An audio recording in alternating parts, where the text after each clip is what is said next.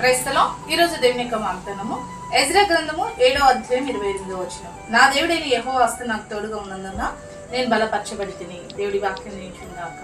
ఆమె అవునండి, ఇక్కడ వాక్యం సెలవిస్తుంది, నా దేవుడైన యెహోవా హస్తం నాకు తోడుగా ఉందని కాబట్టి నేనేం చేయబడుతున్నాను, బలపరచబడుతున్నాను.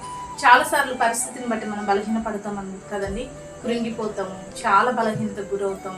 నాకు ఎవరు సహాయం చేయరు, ఈ యొక్క పరిస్థితుల నుండి నన్ను తప్పించేవారు ఎవరు లేరని అధైర్యపడుతూ భయపడుతూ బలహీనతకి గురవుతూ ఉంటాం, బలహీనం పడుతూ ఉంటాం, బలహీనమైన పరిస్థితుల్లోకి మనం వెళ్తుంటాం.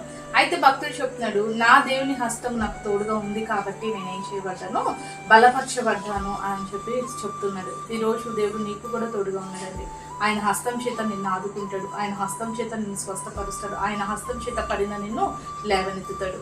కాబట్టి దేవుని హస్తం నీకు తోడుగా ఉందని నీ కృంగిపోయిన పరిస్థితులలో నువ్వు జ్ఞాపకం చేసుకొని దేవుని చేపట్టుకొని పడిన పరిస్థితి నుంచి, కృంగిన పరిస్థితి నుంచి, ప్రతికూల పరిస్థితి నుంచి పైకి లేసి దేవుని మహిమపరచు. అపరీతిగా దేవుడు తన హస్తం చాపి పడిన కృంగిన నిన్ను లేవనెత్తి దేవుడు నిన్ను నిలబెట్టునుగాక.